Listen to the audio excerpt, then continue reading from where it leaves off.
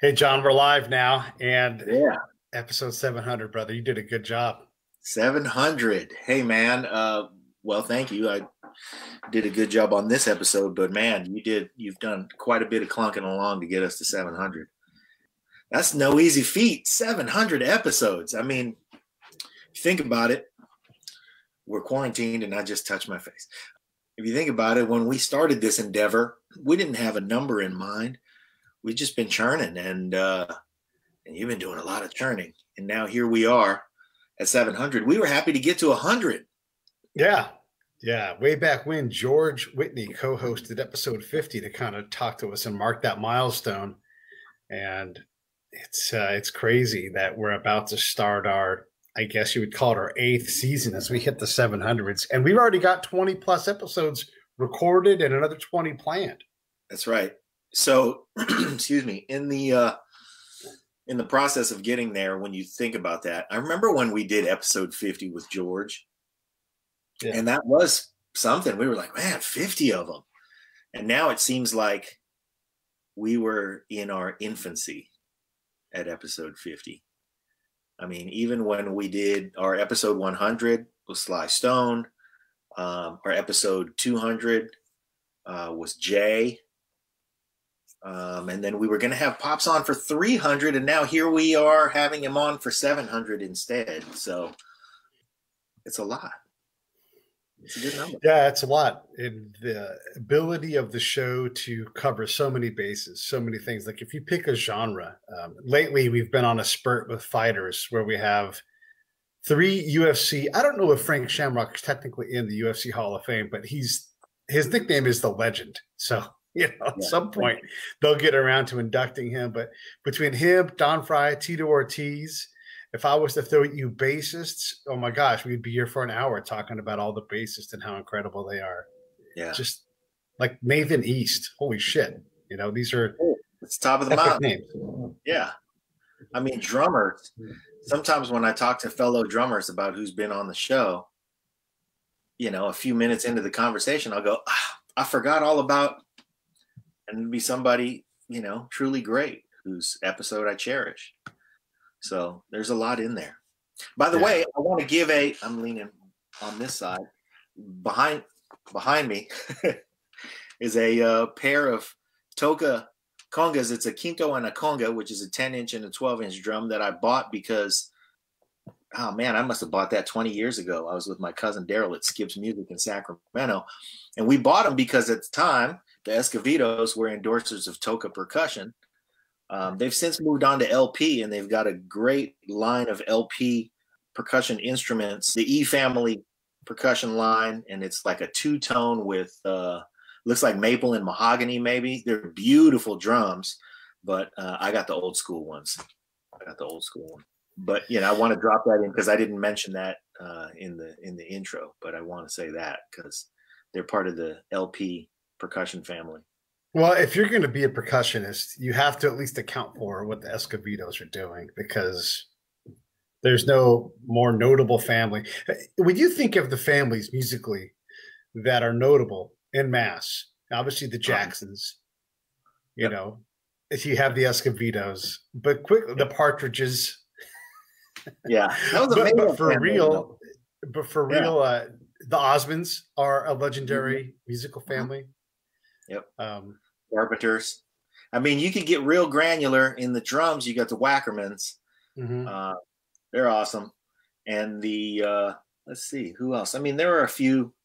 Abe Laboriel Jr. and Senior. There are some musical family legacies going on, but none quite the same as the Escovedos now. In that their legacy is all kind of within the drums, and they're all influential for a ton of different reasons. And the Escovedos, they basically own a genre with that, taking the Latin music thing. And that's a big slice of kinds of music and everything. Right. But it's theirs. And they are the predominant family. And and Mary is saying the Mandrell sisters, when we could do this for a while. Mandrell, that's right. Yeah. The Bee Gees, if I didn't say them earlier. Of course, yeah. Yeah. It's incredible to have a family of people that all make just the top level. And gosh, there's one of the reasons why Pops is hard to get for 300 is Pops is still busy in his 80s. Dude, he's busy. Of course, now they're under quarantine. If you guys follow the Shelia E fan page on Facebook, she posted a quarantine video of moms and pops dancing, and she was playing congas for them to dance to. And it's an adorable video, and you should go check it out. They're living in quarantine and unable to play live shows right now, which is heartbreaking because, man, he's super busy at 84, almost 85. Yeah. Yeah. Well, what else do you want to say?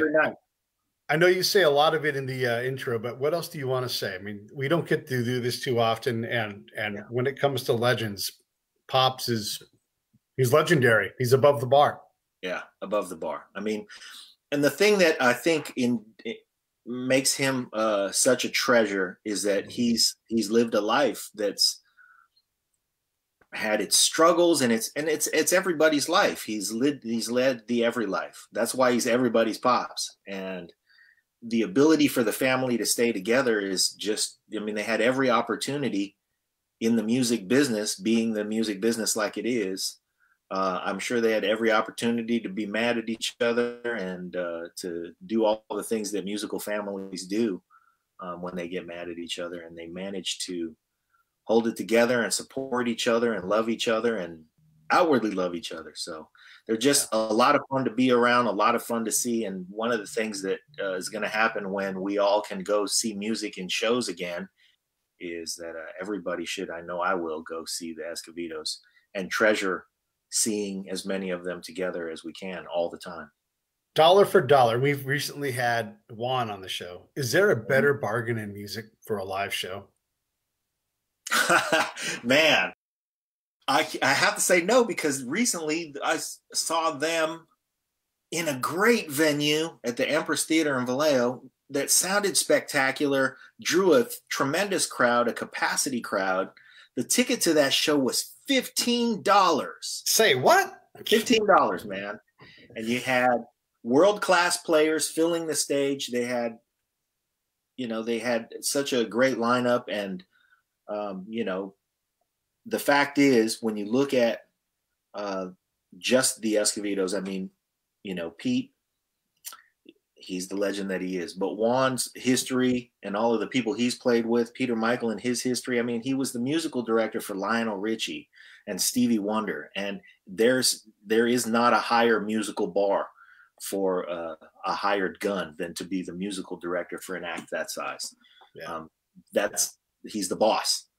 And in order to have the chops to maintain a gig like that on an enormous arena tour, you got to be world class. There's no other way to categorize that. And to see a collection of world class players on every instrument, because of course you can't have 3 world class players and then not have a world class pianist and bassist and horn section and everybody else.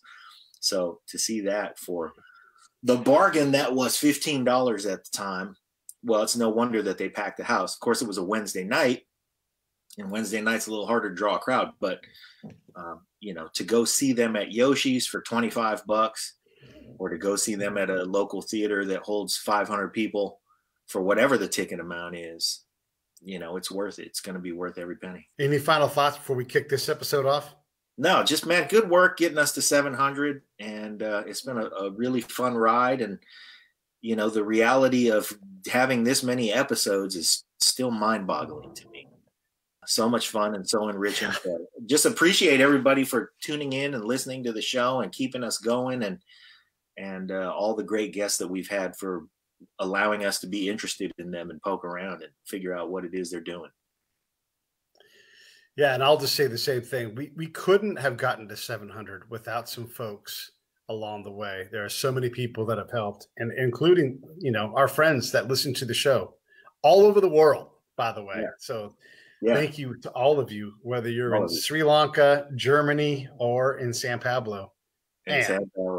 And thank you to the one guy in Azerbaijan. That's right. That guy's awesome. Yeah. All right, let's do it. Here comes Pops and Moms.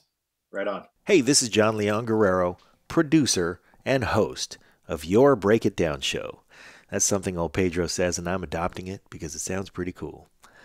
We've got a doozy for you today. Our guest is the great Pete Escovedo. If you don't already know him, I'm going to tell you why he's so important. And if you do know him, I may tell you something new. But let me get a few things out of the way so I can let you have it. First, PeteEscovedo.com.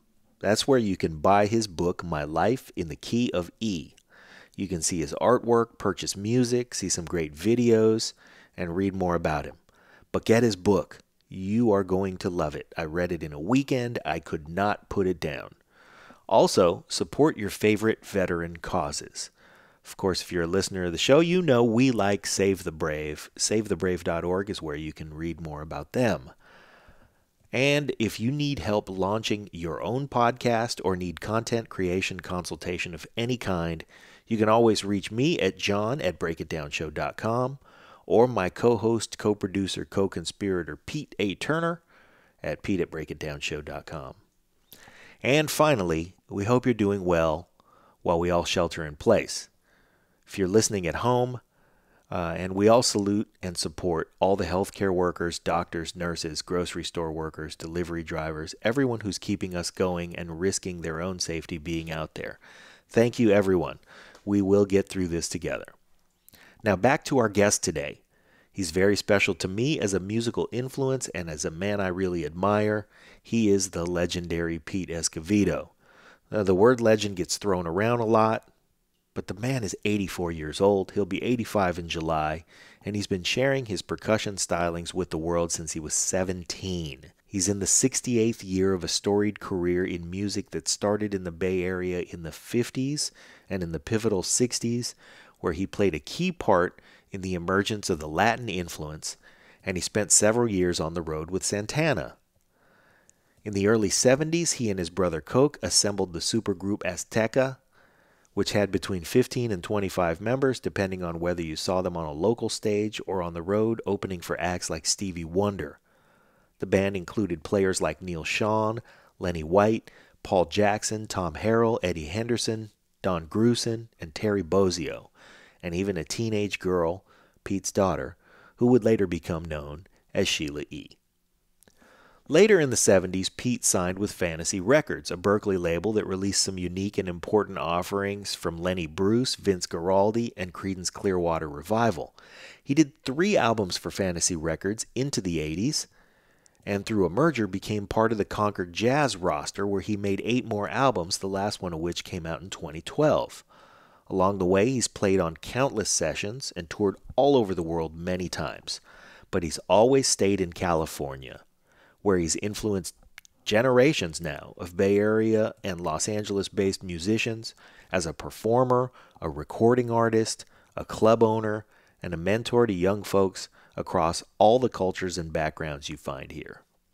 He's influenced or guided or even helped to get going the careers of many young musicians, to include one of my dearest friends and catalyst of this show and practically everything else I've ever done, Derek Jones.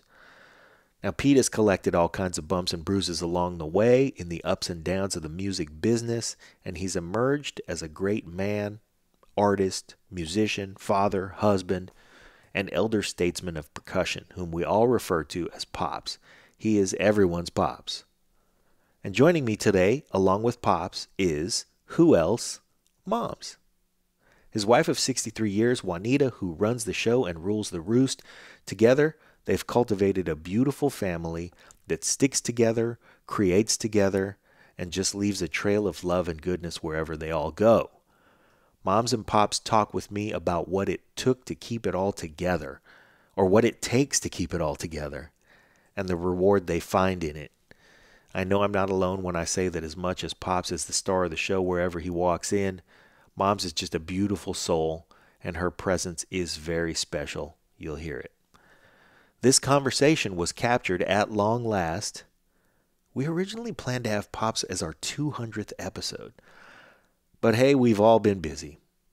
Maybe it was our 300th episode. Still, many episodes ago. Anyway, Juan was a huge help in getting it together. And by huge help, I mean, he picked up the phone and called Mom's and asked her to make it happen, and then we found ourselves together a few days later. But it was at a show at the Empress Theater in Vallejo, where the Pete Escovedo Latin Jazz Ensemble, featuring Juan and Peter Michael, played the opening of a month-long concert series that was arranged to celebrate his music and his art. They displayed several of his paintings, which are also for sale, and the idea was to have the series of concerts once a week in the month of March, featuring bands that were influenced by Pops. The first night was sold out, packed to the gills. They had to take a head count for the fire marshal. And this conversation was captured backstage beforehand. And then the coronavirus came and put the kibosh on concerts. This day, we'll talk about the Escovedos. Juan, who has been a guest on the show a couple of times, Peter Michael, who we must have on very soon as well, and of course Shelia, who we'd love to have on anytime. And they will all tell you every day, the ultimate showman, the man of the hour. Here is our guest, Pops, Mr. E, Pete Escovedo. Lions Rock Productions. This is Jay This Moore. is Greg Proops. This is Jordan Harbinger. This is Dexter from The Offspring. This is Nathan This is East. Sebastian Younger. This is Rick Marotta. This is Stuart Copeland. This is Mick Gillette. This is Andy Summers. Hey, this is Skunk Baxter. This is Gabby Reese. This is Rob Bell. Hey, this is John Leon Guerrero. Hey, and this is Pete A. Turner. Hi, this is Pete Escovedo, and you're listening to The Break It Down Show. It's been exactly 670 episodes that I've wanted to hear those words grace our airwaves, and finally it happens. But luckily for me, I not only have Pops in the house, I also have Moms in the house. Right on. And we're going to have a great time doing this. Now, I know I only have you for a little while because we got sound check to do and you've got business to take care of. So let's get the business right out of the way. Tonight, we're at the Empress Theater in Vallejo, California, and we are not only going to have some music, but we're going to have some music from you every Wednesday of this month. Correct. And you are displaying some of your artwork. And most of your fans already know, but I'll tell the more casual fans that Pete Escovedo, the percussion legend, has also been an artist for many decades. Right. And your artwork is on display here. So we're going to have a good time. We're going to listen to some music. We're going to have this theater, by the way, great drinks, great atmosphere. Everybody who comes down is going to have a great time. We're going to fill this house every Wednesday of this month. But they're also going to see some great artwork, and it's for sale. Yes, it is. All of it is for sale. Yeah. So let's talk about your painting, because everybody can go out and hear and you should, if you don't already, go buy every piece of Pete Escovedo percussion album you can buy. But I want to talk about the artwork, and I'm going to start with you, Moms. Let's talk about the art. Yes. How important has the art been in your household? Has this been an outlet?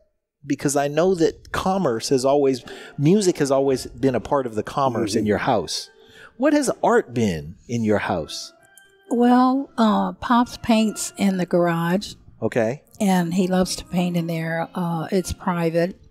We don't naturally have our car in there, but that's where he paints. And a lot of the paintings are in the garage because there's so many of them. My goodness. Yeah, and our walls are full. That's not the greatest place to store paintings, so you got to move them. We ran out of walls. Yeah, there's no room to put any more paintings on our walls, in our house. Yeah. But every once in a while he'll trade off, put something different on there. But this has always been his passion is to paint. And sometimes after he paints, he'll come in the house and he goes, "Mom's coming and look at this." And he, not long ago, he had me to come in the garage and he goes, "Look at this." And I go, "Oh my God, you painted your father." And he said, "No, that's me." And I go, "Oh wow." My self-portrait. Yes. Did you realize he was that old? It looked just like his dad, but he looks exactly like his father. My dad, yeah. Yeah. Well, because we're an audio medium, I want our listeners who don't know, all our listeners know who you are. If there are one or two listeners out there who don't know who Pete Escovedo is, I'll tell you this about Pete Escovedo. He is Mr. Showtime all the time.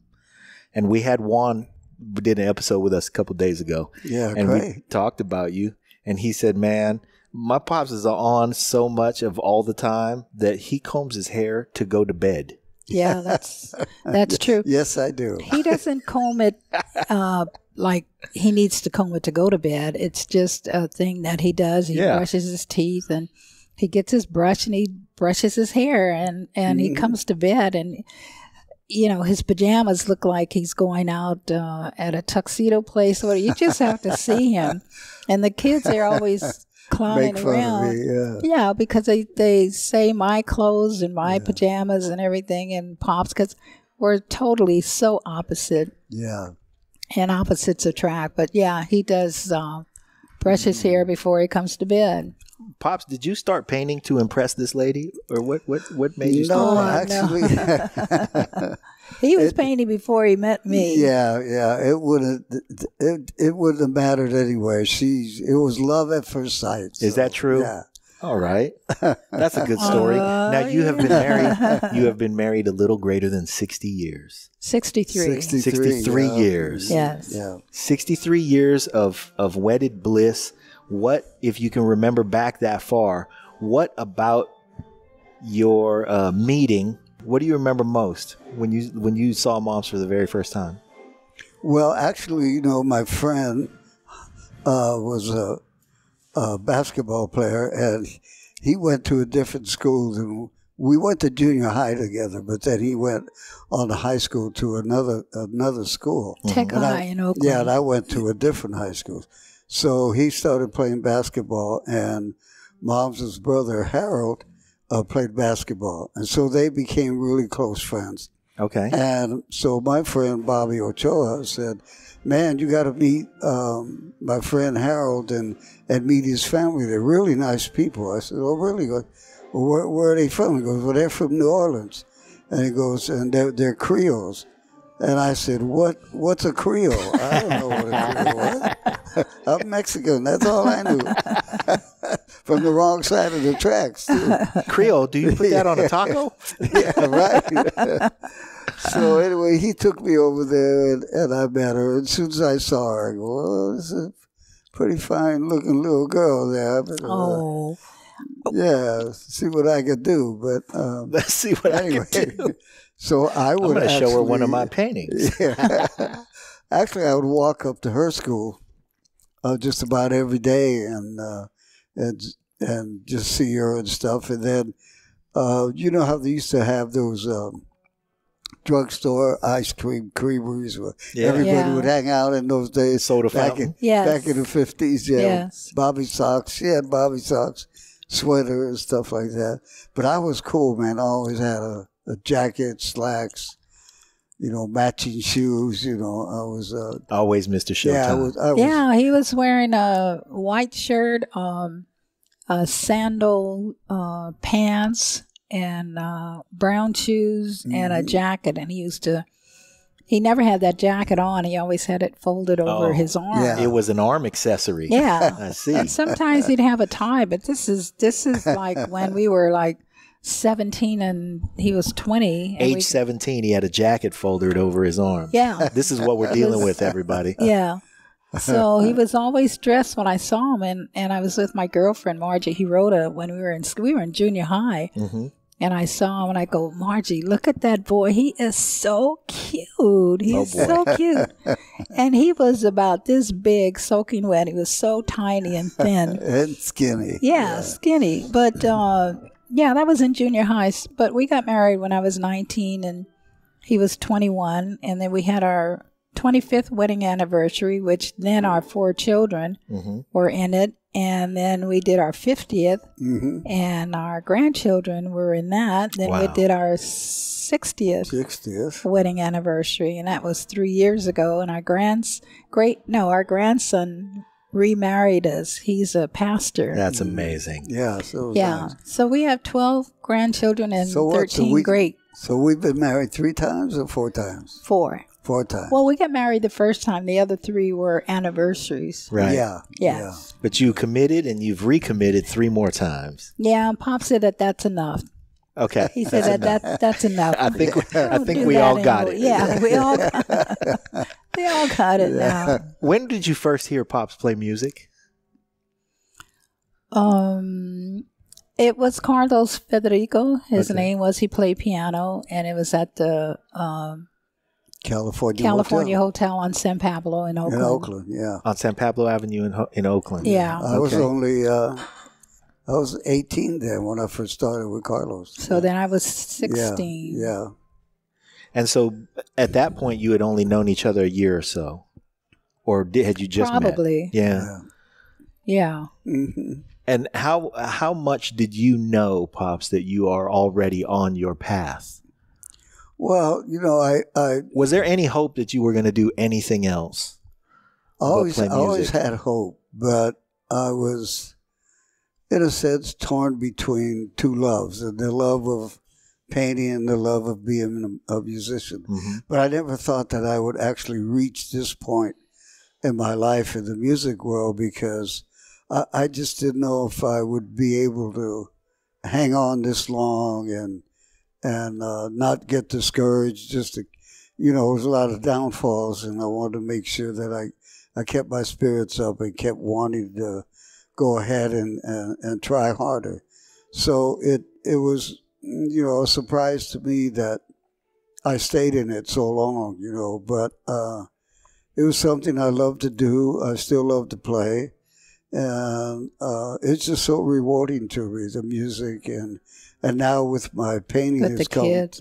yeah, it's come full circle, because even at the time when I was painting in high school, I had a wonderful art teacher there, and she saw something in me and just let me freely paint. You know, she would come in and look at my work, and I would ask her, you know, am I doing anything wrong?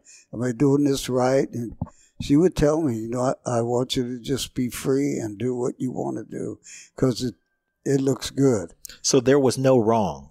Yeah. She wanted to take the concept of wrong away from you. Right. And let you just explore. She was very intent on having me go to college. And all I had to do was finish school and go to College of Arts and Crafts. She got me a scholarship there. Wow. And she even got me an apprentice job working for Foster & Kleiser Advertising as an artist.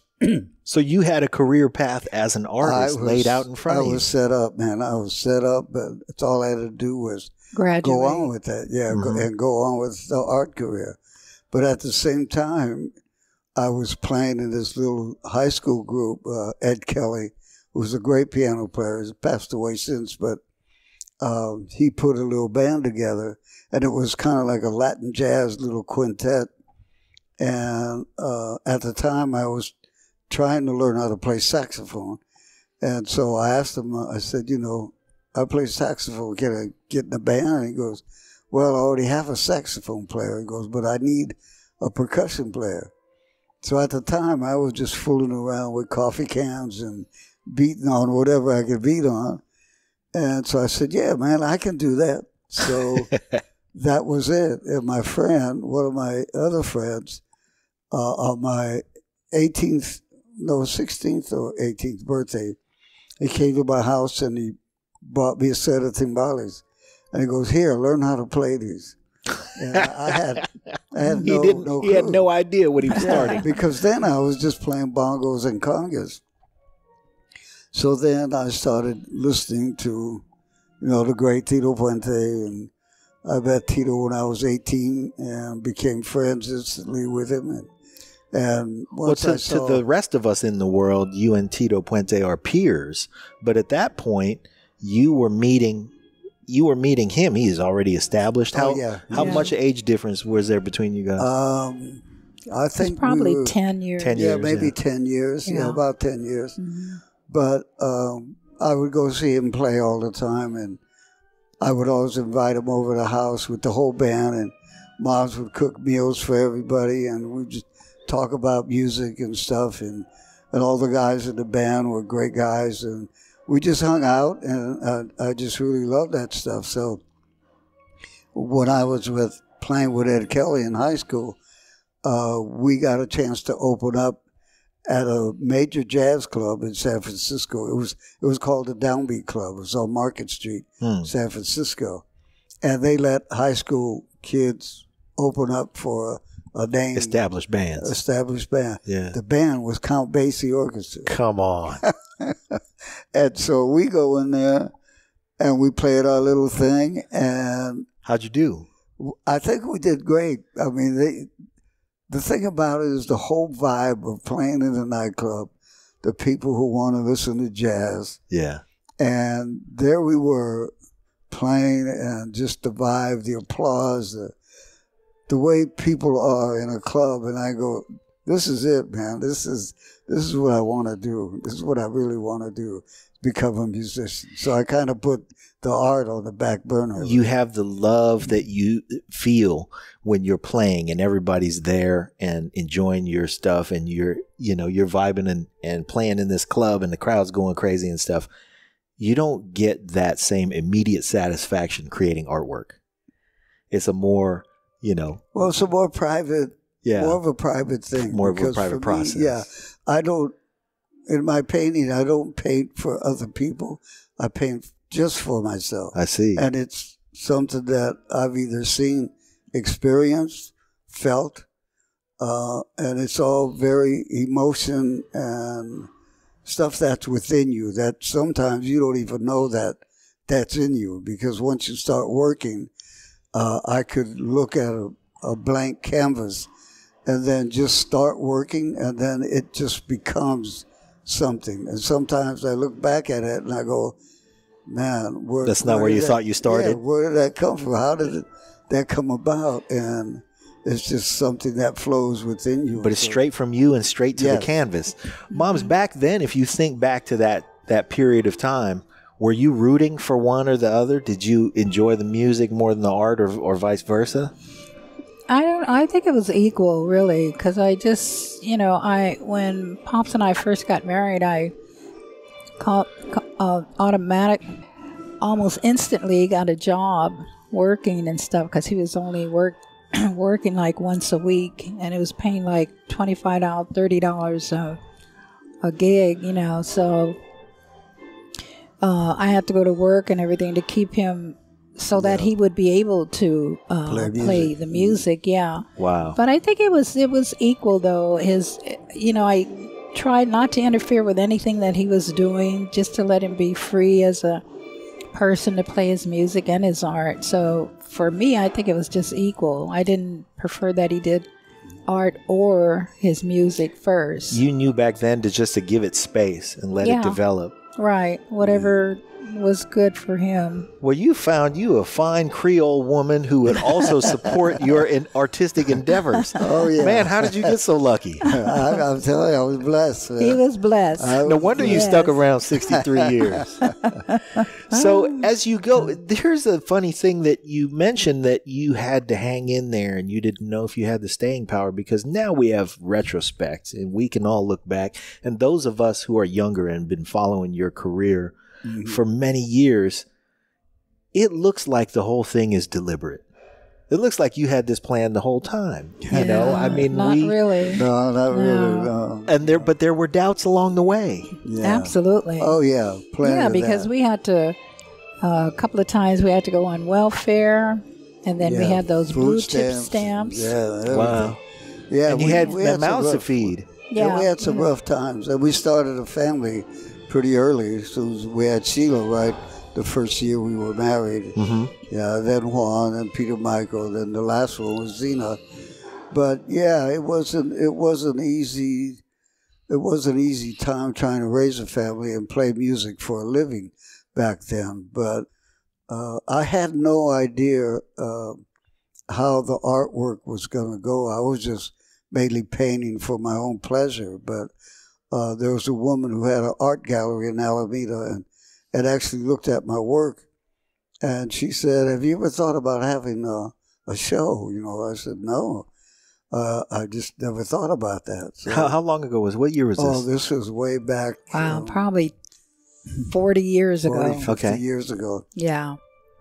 And so she's the first person who gave you the idea to have a show. To sell my art. Yeah. And so I took my artwork down there and we set it all up, and I had close to, I don't know, maybe close to 50 pieces then.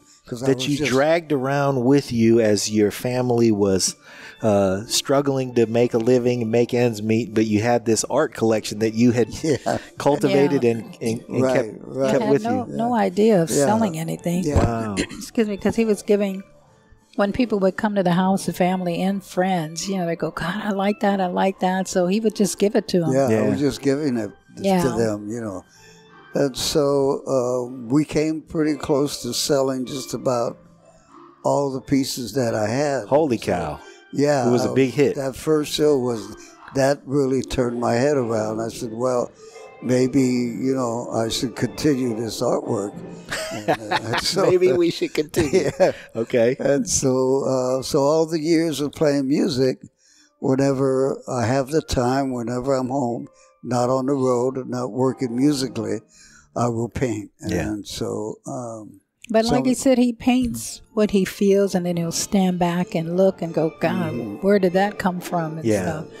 But in Cupertino, he painted for the Cupertino Inn. Yes. It's a hotel in Cupertino. And there's 3 levels. That's the one that's right off the freeway, right? Right. Exactly, yeah. So a lady approached him and wanted him to do some artwork and put in all the rooms in Cupertino. No kidding. Yeah, so we did that. Yeah, so it took him about a year. Yeah, it took me about a year. He's got about 3 or 4 paintings in every room in Cupertino. In the Cupertino Inn. Yeah, but the thing is that when Pops paints, he paints from within. Yeah. And some things may not be... so it's never been for commerce. And it's always been in other words, you might be staying in the Cupertino Inn and look up at a painting and go, what was going on here? Yes. So that's why. I didn't want them to have nightmares. Yeah.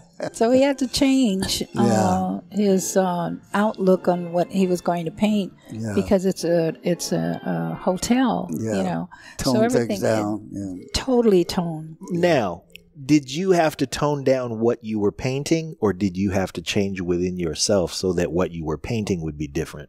Yeah, both, actually. I had to really, within myself, think about, well, somebody's going to be in this room sleeping and looking at artwork. Mm-hmm.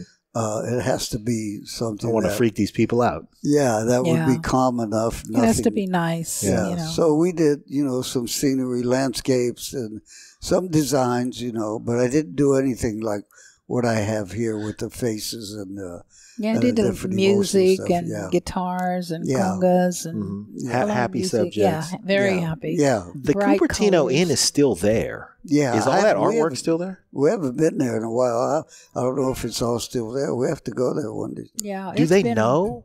Is it possible that the Cupertino Inn is under new management and they have no idea that they're filled with artwork from Pete Escovedo? It could be, because it's been about probably, 10 years? Oh, yeah. Maybe more than that. Wow. Yeah. Huh.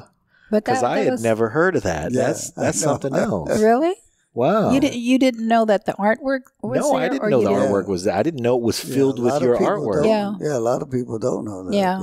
Well, when he first did it, he did original paintings. Mm-hmm. He wanted her...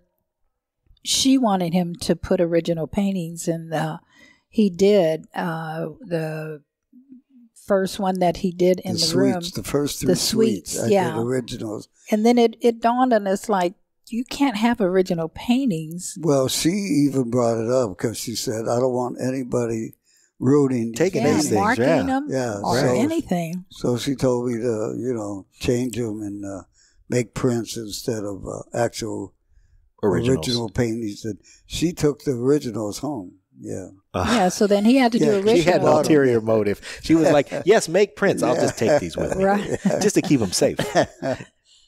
So at these points in your career where you've had these moments where, you're commissioned to do something, whether it's art or music, when did you last feel that sense of doubt? Like, man, I wonder if I can keep doing this. How long has it been since you felt that? Because like I said, this whole thing looks deliberate to all of us. We all think that's how you become a legend. You do this thing, and it's a calling in every moment of your every day. Yeah, it's a calling, your purpose. but we don't know it, though. Yeah. Right. But that's the thing, is that along the path. There's still a path, and you got to go down that path. Oh yeah, definitely. So along the way, when was the last time that you can look back and go, man, I really didn't know at that point. I really thought I might have to try to do something else. Yeah. Well, I've always believed in myself, but I just didn't know how far it would take me. Right. Either the art career or the music career. But, it's I always look at it as God had a plan for me. Mm-hmm. I didn't know I was going to be able to be playing this long. Yeah. Because my brothers played and they all passed away already.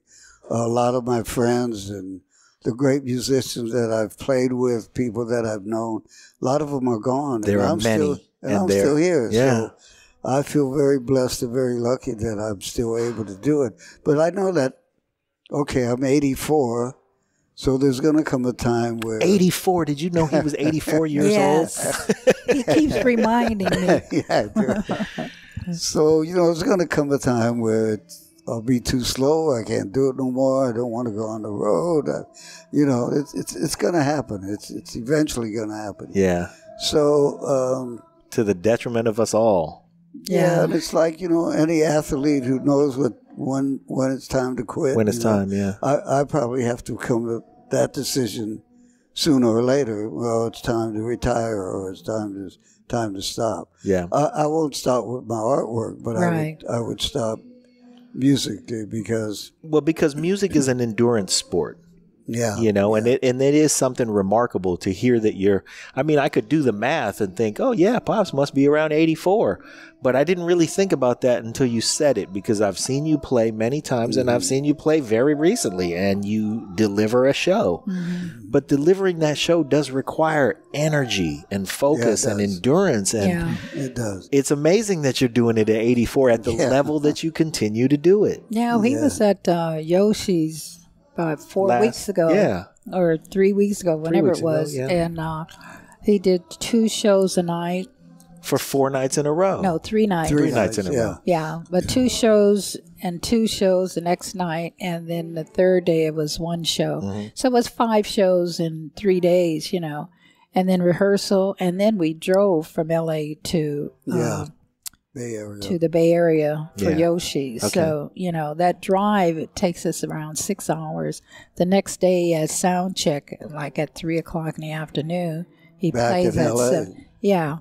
So it's just a constant, but you have to be ready for that. So you have to set your mind. I have to do 5 shows. You just have to do it. Yeah. So you try and keep your strength up. We take vitamin C. We try to drink a lot of juice and just be happy, because if you're not happy and you're going around with a lot of worries and things going on, it just drains your body. Your body knows it. You're not able to focus and do what you're supposed to do. Exactly, yeah. Yeah, so with our children playing with him, and then Sheila also came, Juan and Peter Michael plays with Pops, and then Sheila came to honor him too. Join in. Yeah, so, and my daughter Zena was there, and her and I sell the merchandise. Right. So there's 6 of us, so all 6 of us were there. Mm-hmm.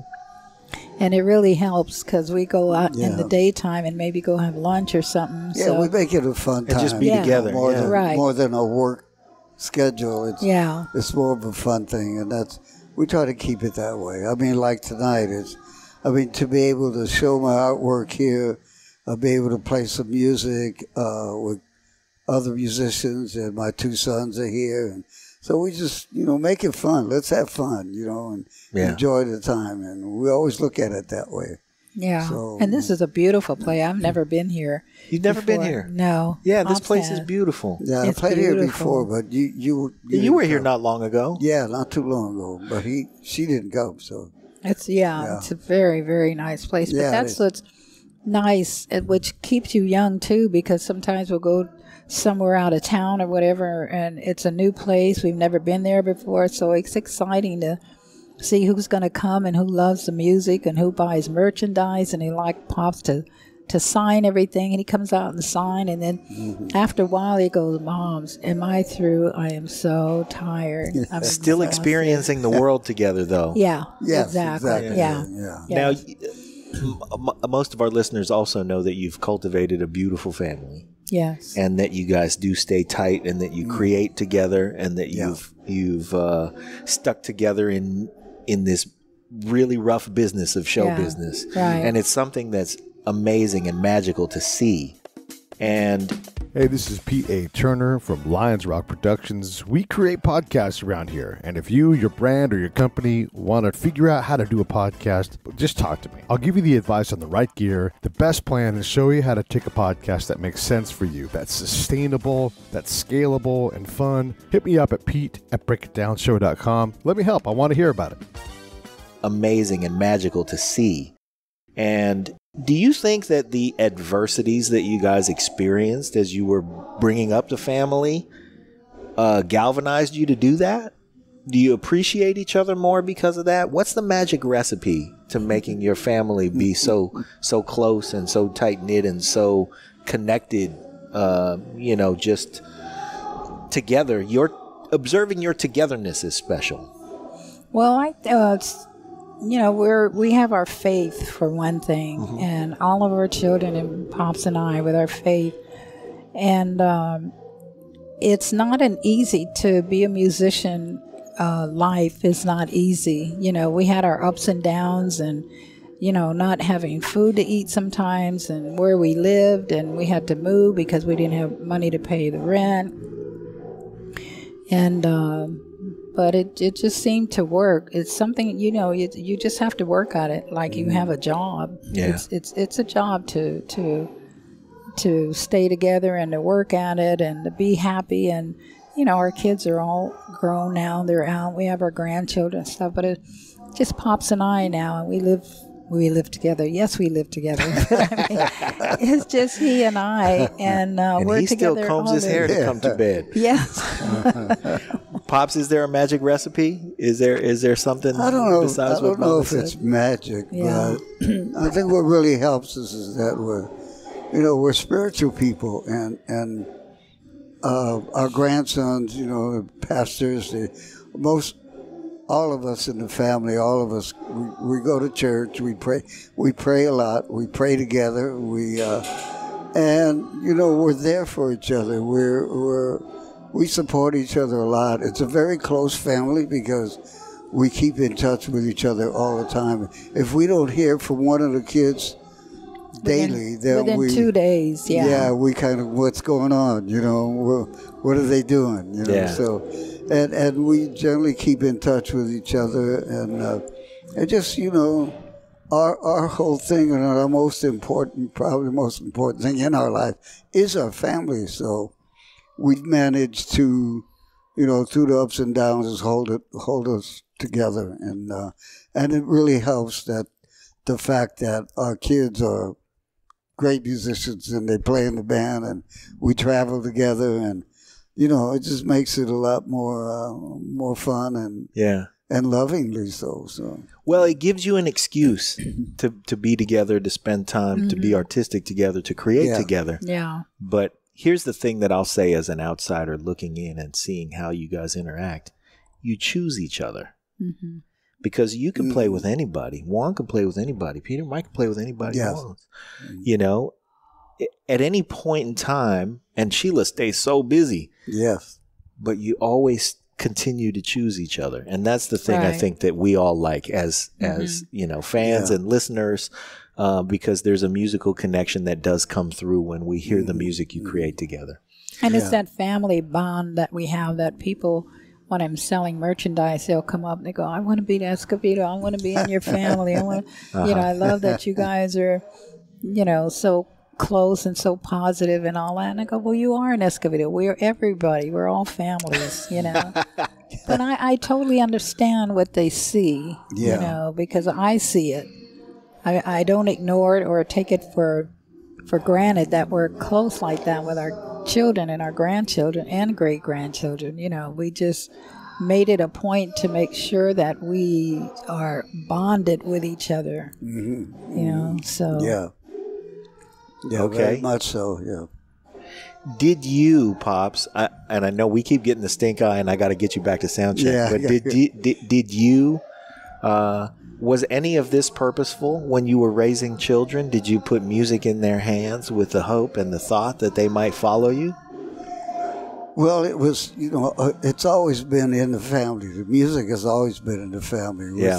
With me and my brothers, my dad loved music, my mom loved music, and you grow up in that environment, And with us, we used to rehearse. The band that we had we would rehearse in my front room, so the kids were always there. And I would go out on the road, and when I was with Santana, I would travel, and I'd come back, and I could hear them that they already started playing, and the boys particularly were in sports. But then Shelia was always very musical from the beginning. So I think it was just only natural that they all took to being musicians. Okay. Yeah, nobody had any musical teachers or anything. Yeah, and I wasn't over their heads and saying, crack the whip. No, you got to do it this. No, you got to practice every day. I didn't do that. We didn't do that. Kind of let them. You never got in the way of their fun. Yeah, and I wanted them to make their own decisions and what they wanted to do in life, and if this is what they really wanted, because it's a very difficult life to live, because it's nothing is promised to you. It's a lot of hard work. And, it's always seems to always be a struggle to do what you want to do most, and so I'm just happy that it all turned out well for all of them. Yeah. Well, it sure did. And I will say that I'm sure glad, and I know I speak for a lot of people, I'm sure glad you did it exactly the way that you did it, because it all did work out, right? Yeah. Will you do this again? Can we do this again? Oh, sure. We can do this again, right? Yeah. All right. Yeah. Good. When I'm 85. Which won't be long. Yeah, coming up in July. Yeah. Okay. Well, we got to do it before then. I'm going to chase you around and do this much more frequently, because, like I said, before we turned the mics on, we tried to get you for our 300th episode, and I know you wanted to do it, and we couldn't make the calendar work. Right. True. And then I know, I called you and you called me, and we tried to make it happen, and we've had another 300 some odd episodes go by since then, and it's just silly because, like I said, our first episode was a guy named James Early. And James, he plays with Juan all the time. Yeah. Our second episode was Derek Jones. Yeah. And so I'm not kidding when I say when we very first started this show, I have my sights set on getting you and capturing your story. Yeah. So I absolutely do not want to let much more of my episodes go by without capturing more and more of your story while we still have you before you decide to hang the cleats up. So, right. Well, I was just going to say, not long ago, maybe a year now, it's been that he wrote a book.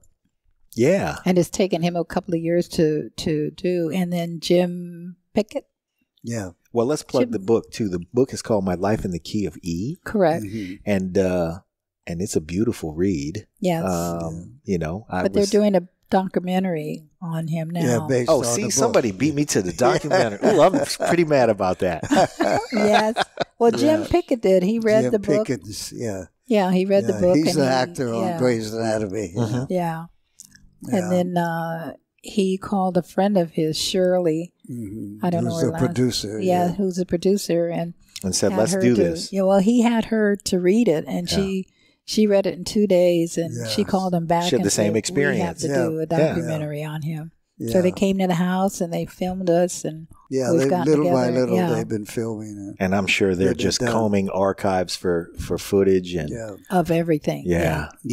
Wow. Yeah. Well, that's a process that I'm sure glad that there are professionals who have undertaken, because that's something that needs to be captured. We're looking forward to it. Yeah. Terrific. Well, then what I will aim to do is to capture the candid conversations, however you want to have them, whenever you want to have them, right? So that we can get as much of this down as possible, because you have had a beautiful life, and one that I'm sure many of us will be inspired by. From all angles. Right. I'm with Pops and Moms, and it is my great honor to have the Escovedos here. Come down to the Empress Theater every Wednesday in March to come and look at some beautiful artwork, hear some beautiful music, have some lovely, lovely drinks, and a great time, and bring your whole family, because this is a family affair. Amen. Sure is. All right, thank you. Thank you. Bye.